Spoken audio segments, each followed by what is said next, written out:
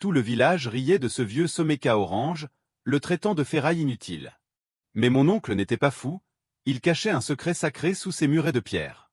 Regardez bien ce levier, ce qu'il va réveiller dans la terre dépasse tout ce que vous pouvez imaginer.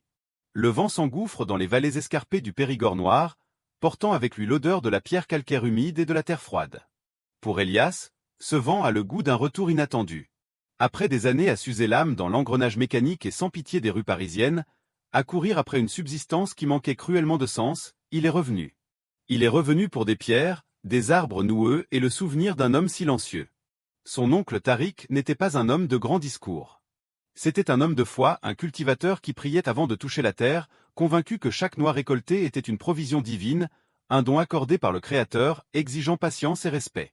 Tariq avait passé sa vie dans une dévotion tranquille, refusant les rendements artificiels, préférant la dignité d'un labeur honnête. En héritant de cette noiret accrochée aux falaises de la Dordogne, Elias savait que les anciens du village le plaignaient. Les terrasses étaient envahies par la végétation, les murets de pierre semblaient prêts à céder, et les noyers, d'apparence austère, semblaient endormis pour toujours. Elias pousse la lourde porte en bois de la grange de pierre. L'air y est dense, figé dans le temps, imprégné de l'odeur de l'huile lourde et de la poussière ancienne. Au centre de cette pénombre, une masse imposante repose sous une épaisse bâche de toile brute. En tirant sur le tissu rêche, Elias dévoile son véritable héritage. Ce n'est pas un simple outil agricole. C'est un Soméca SOM 40 de 1959, un monstre de fer forgé dont la peinture orange, écaillée par les décennies de labeur, témoigne d'une robustesse européenne que l'on ne fabrique plus. Pourtant, quelque chose ne tourne pas rond. L'ingénieur en lui, bien que fatigué par la vie citadine, remarque instantanément les anomalies. L'arrière du tracteur est défiguré par des modifications qui défient toute logique moderne. De lourds tuyaux d'acier ont été soudés directement sur le châssis, serpentant vers des valves pneumatiques d'une complexité troublante. Ce n'est pas un système hydraulique classique. Cela ressemble aux poumons métalliques d'une bête conçue pour respirer sous la terre. Intrigué, Elias s'installe sur le siège de tôle froide. Ses mains se posent sur le volant massif, sentant l'usure polie par les paumes de son oncle. Par pur réflexe, il glisse la clé de contact, incertain qu'une telle relique puisse encore abriter la moindre étincelle de vie. Il tourne le poignet. Le démarreur tousse, gémit, puis, avec un rugissement sourd et profond qui fait vibrer les murs de pierre, le moteur diesel s'éveille. C'est un son majestueux, le battement de cœur d'une époque oubliée, témoignage silencieux du travail acharné d'un aîné. Mais l'émerveillement d'Elias est brutalement interrompu. Sur le tableau de bord, à côté des cadrans habituels, un manomètre singulier, ajouté à la main par son oncle, s'illumine. Alors que le tracteur est parfaitement immobile, au point mort complet, l'aiguille de ce cadran commence à grimper avec une vitesse alarmante. Elle franchit les chiffres gravés dans le laiton, s'approchant dangereusement d'une zone rouge sang. Le sol sous les pneus crantés se met à frémir, comme si la machine n'était pas en train d'accumuler de la puissance pour rouler, mais pour libérer une force vertigineuse que ce vieil homme solitaire avait minutieusement cadenassée sous la roche. Le silence qui suit l'arrêt brutal du Soméca est lourd de questions, mais la vallée du Périgord noir ne laisse guère le temps à la contemplation. Dès le lendemain matin, l'air pur et glacé des falaises est souillé par l'arrivée d'un véhicule noir, rutilant et cyniquement déplacé sur ces chemins de terre rocailleux. Un homme en descend. Il porte un costume dont la coupe acérée tranche avec la rondeur millénaire des collines de calcaire. C'est l'émissaire d'un puissant syndicat agro-industriel, une organisation implacable qui dévore la région en imposant des noyers hybrides, des arbres génétiquement modifiés et fragiles, programmés pour des rendements frénétiques. Leur véritable arme, cependant, n'est pas la semence, mais la dette. Ils rachètent les terres des familles locales en les étouffant sous des prêts prédateurs, une pratique de l'usure que l'oncle Tariq avait toujours rejetée avec la plus grande fermeté, préservant son âme et sa ferme de cette ruine morale. L'homme s'approche d'Elias avec un sourire de façade qui n'atteint jamais ses yeux. Il balaie du regard les terrasses enchevêtrées, les arbres centenaires et le visage fatigué du nouvel héritier avec un mépris à peine voilé. D'un ton mielleux, il lui parle de progrès et de rentabilité immédiate. Il raille ouvertement les méthodes traditionnelles de Tariq, cette quête obstinée d'une subsistance licite et pure, ce labeur patient qui s'accorde au rythme imposé par le Créateur plutôt que de le forcer par la chimie et la cupidité. Avec la condescendance d'un vautour certain de sa proie, l'émissaire qualifie cette terre de cimetière agricole. Il tend à Elias un contrat, proposant une somme dérisoire pour racheter ce qu'il appelle un fardeau inutile, une offre conçue pour humilier autant que pour exproprier. Mais Elias, bien que marqué par l'épuisement de la ville, possède le sang de son oncle. Il redresse les épaules, ancrant ses bottes dans la terre de ses ancêtres. Il refuse de céder cette parcelle bénie pour une poignée de monnaie vide de sens. Il choisit la dignité du travail honnête, la valeur d'un héritage bâti sur la droiture, la fraternité et le respect de l'ordre naturel. Face à ce refus catégorique et serein, le masque de l'émissaire se fissure. Son sourire se mue en une grimace de pitié cruelle. Il prévient Elias, d'une voix soudainement glaciale, que la vallée change, que le microclimat de la Dordogne est en train de muter de manière impitoyable. Selon lui, la nature se prépare à balayer les faibles, et ceux qui refusent de s'aligner sur la modernité financière finiront par mourir de faim, isolés sur leurs nobles principes.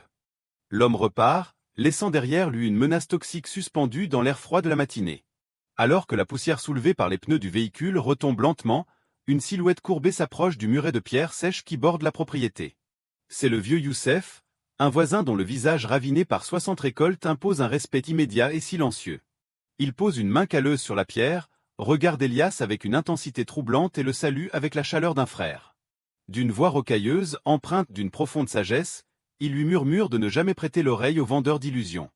Et surtout, il le met en garde avec une solennité glaçante. Le vieil homme affirme, le regard pointé vers les racines profondes du verger, que vendre cette étrange machine de fer orange reviendrait à détruire le bouclier que l'oncle Tariq a mis 40 ans à tisser sous leurs pieds.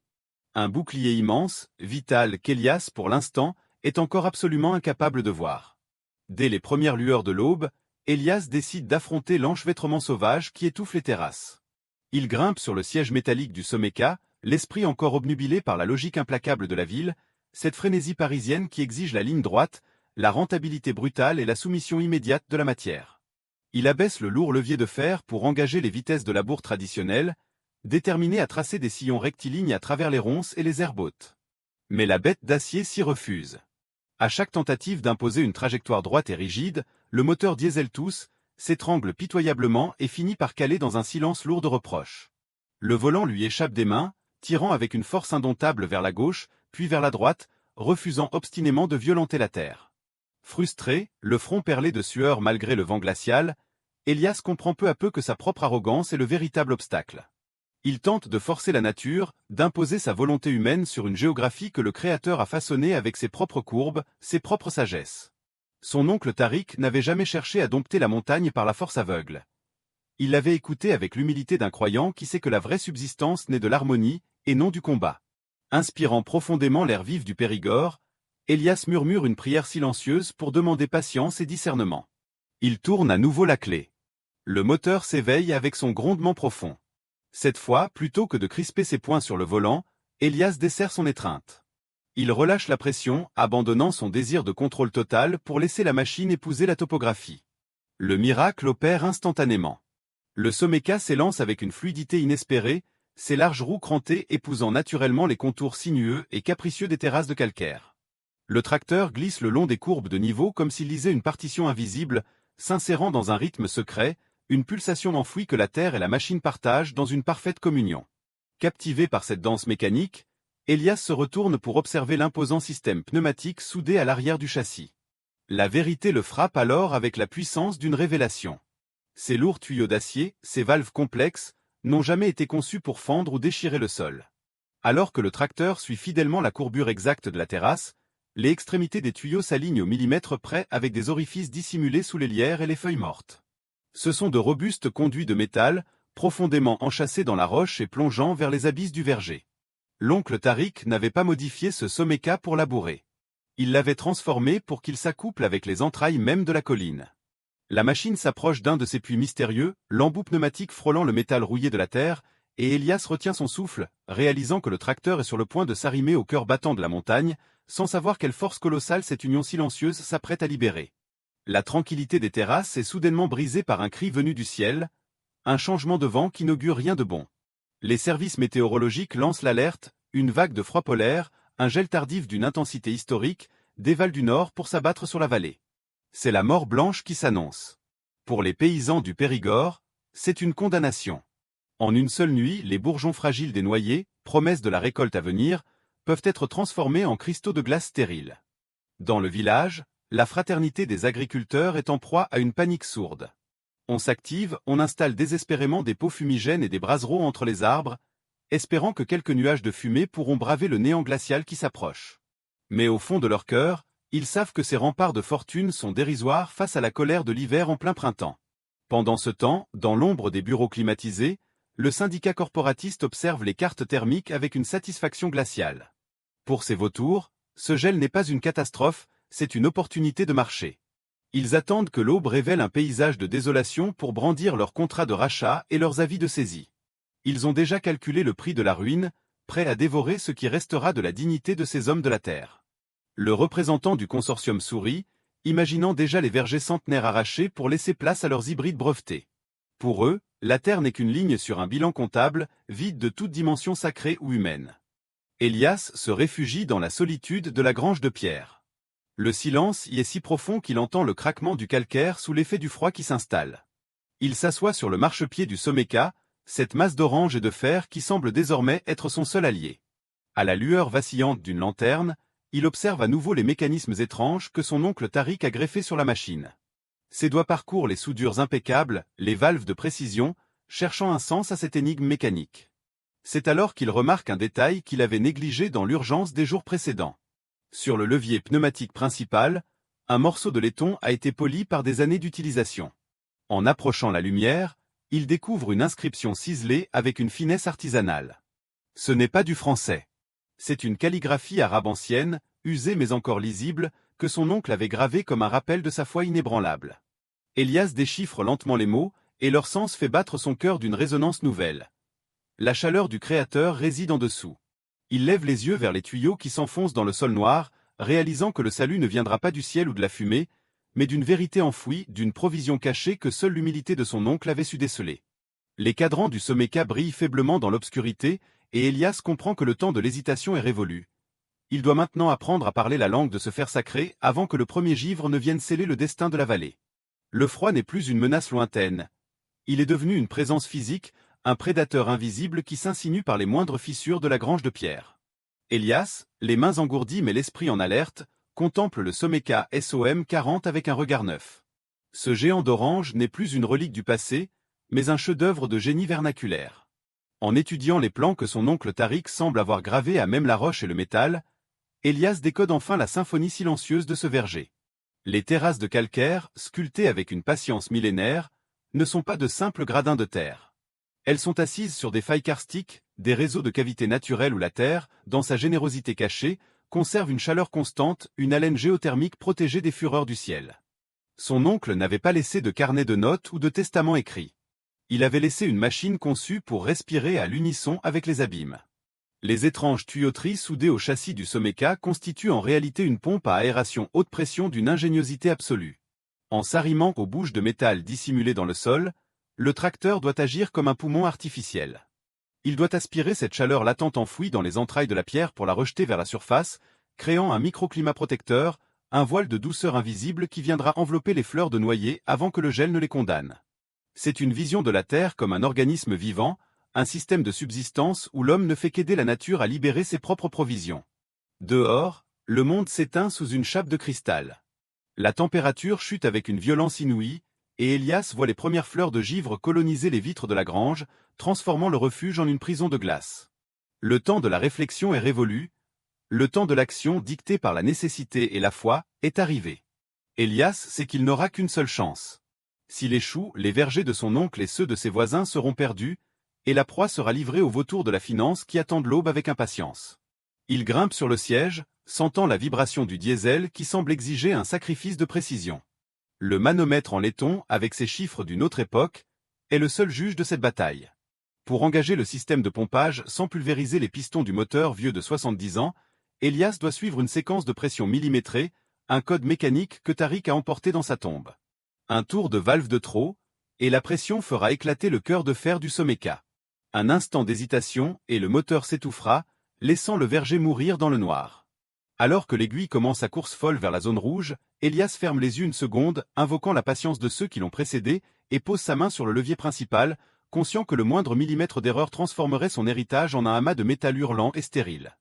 La nuit s'est muée en un désert d'albâtre, un royaume de glace où le moindre souffle semble se briser comme du verre. Le gel s'est emparé du Périgord noir, drapant les collines d'un linceul de nacre qui étouffe jusqu'au murmure de la Dordogne. Elias, seul aux commandes du Someka, s'enfonce dans cette obscurité subpolaire. Il ne voit plus les arbres, il ne voit plus les murets. Il ne connaît plus que la vibration viscérale du moteur et la lueur vacillante du manomètre en laiton. Dans ce combat contre le néant, il s'abandonne à une confiance qui dépasse la raison, ce tawakkul silencieux que son oncle Tariq portait en lui comme une boussole. Il sait que sa subsistance, comme celle de tout ce qui vit, est entre les mains du Très-Haut, mais il sait aussi que son devoir est de tenir le cap, de ne jamais lâcher ce fer qu'on lui a confié. Il engage les vannes pneumatiques une à une, avec une solennité liturgique. Sous la pression de l'air injecté, les entrailles de la colline tressaillent. Le miracle s'opère dans l'ombre, par les bouches de pierre, la terre se met à expirer. Une haleine tiède, chargée d'odeurs de mousse et de roches profondes, monte vers les branches des noyers. Mais le prix de cette respiration est terrible. Le Soméca, poussé au-delà de ses limites ancestrales, se met à gémir, un hurlement de métal supplicié qui déchire le silence de la nuit. Le moteur surchauffe, l'aiguille du cadran bute contre le verre avec une violence désespérée, exigeant une force que la mécanique ne peut plus fournir seule. Soudain, un claquement sec retentit, plus fort que le grondement du diesel. Un joint cède sous la pression monstrueuse. Une gerbe d'huile noire et bouillante jaillit brusquement, maculant le capot orange et aspergeant le visage d'Elias. La douleur est fulgurante, mais il ne peut pas reculer. Si le levier de dérivation se relâche maintenant, le système s'effondrera et le froid reprendra ses droits en un instant. Elias saisit le métal brûlant à pleine main, sa peau grésillant au contact de l'acier surchauffé tandis que l'air ambiant continue de geler ses vêtements de travail. Une brume épaisse et opaque, née de la rencontre entre la chaleur souterraine et le givre nocturne, se lève brusquement du sol, l'enveloppant totalement. L'aube approche, mais Elias est désormais aveugle, égaré dans un nuage blanc impénétrable, les mains soudées à un levier qui semble vouloir lui arracher la vie, tandis que le Soméca continue de hurler son agonie dans le brouillard, seul rempart entre la vie du verger et le silence éternel du gel. Le premier rayon de l'astre solaire déchire enfin le linceul de brume, révélant un paysage que la vallée du Périgord noir n'oubliera jamais. Elias, le corps tremblant d'épuisement, les mains marquées par le fer et l'huile, descend du siège de tôle du Soméca alors que le moteur s'éteint dans un dernier soupir de métal victorieux. Le silence qui s'installe n'est pas celui de la mort, mais celui d'une renaissance. À perte de vue, les terres du syndicat corporatiste offrent un spectacle de désolation absolue. Leurs noyés hybrides, ces créatures de laboratoire nées de la cupidité et de l'orgueil, gisent au sol, noirs, brisés par le givre, leurs feuilles brûlées par le froid comme si un incendie invisible les avait traversés. Ce sont des charniers végétaux, témoignage de l'échec d'une agriculture qui a oublié de s'incliner devant les lois du Créateur. Mais là où le souffle du Soméca a caressé la terre, le miracle est éclatant. À mesure que la buée se dissipe autour des terrasses d'Elias, les noyers ancestraux apparaissent, insolents de vitalité. Leurs bourgeons sont verts, leur sève coule librement, protégés par ce dôme de chaleur géothermique que l'oncle Tariq avait patiemment orchestré. La Noiret semble respirer, épargnée par la faux de nacre qui a fauché le reste de la vallée. Très vite, le bruit se répand. Le long du muret de pierre sèche, les paysans voisins s'assemblent en une fraternité silencieuse. Ces hommes aux mains calleuses, qui avaient regardé Elias avec pitié quelques jours plus tôt, contemplent maintenant son domaine avec une dévotion qui confine au sacré. Ils voient dans ce fer orange et ces arbres intacts la preuve qu'une autre voie existe, une voie de dignité, de patience et de respect pour l'équilibre divin. L'émotion de la communauté est pourtant brutalement interrompue par le crissement des pneus sur le gravier. Le représentant du consortium est de retour, mais son visage ne porte aucune trace de remords devant le désastre qui frappe ses propres vergers.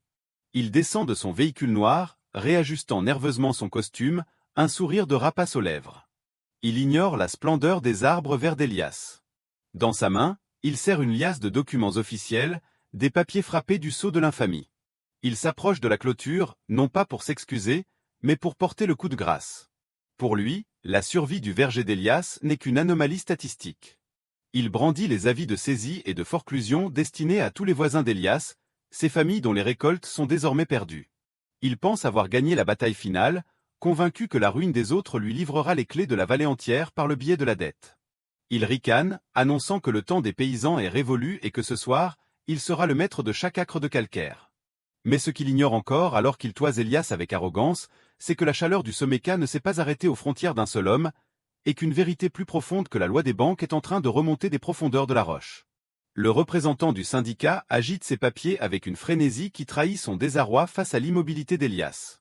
Ses cris sur la forclusion et la fin d'une époque rebondissent contre les parois de calcaire, mais il semble désormais dépourvu de toute substance. Elias ne l'écoute plus. Ses yeux sont rivés sur le sol, là où le muret de pierre sèche sépare sa propriété de celle du vieux Youssef, puis plus loin encore, vers les vergers de la petite veuve du Vallon et ceux des jeunes frères qui venaient de s'installer. Une vision saisissante s'offre à lui sous la lumière crue du matin. Ce n'est pas seulement de ses propres terrasses que s'élève la brume salvatrice. Partout, le long des failles invisibles de la roche, de minces filets de vapeur chaude s'échappent des racines des arbres voisins. Elias comprend alors, dans un élan de gratitude qui lui submerge le cœur, le véritable génie et la piété immense de l'oncle Tariq. Le Someka SOM 40 n'était pas seulement le gardien d'un seul domaine. En s'arrimant au réseau karstique profond, en insufflant cette pression millimétrée dans les veines de la montagne, la machine avait réveillé un système thermique souterrain qui ne connaissait pas de frontières cadastrales. C'était l'œuvre d'une vie, une charité continue, une sadaka jaria silencieuse que Tariq avait bâtie dans le secret de sa foi. Il n'avait pas cherché à sauver ses propres récoltes au détriment des autres. Il avait conçu un rempart de chaleur pour toute la communauté, une provision partagée dont les racines plongeaient dans la générosité du Créateur. Les arbres des voisins, que le représentant croyait morts, frémissent sous l'effet de cette sève réchauffée par les profondeurs. Les bourgeons sont intacts.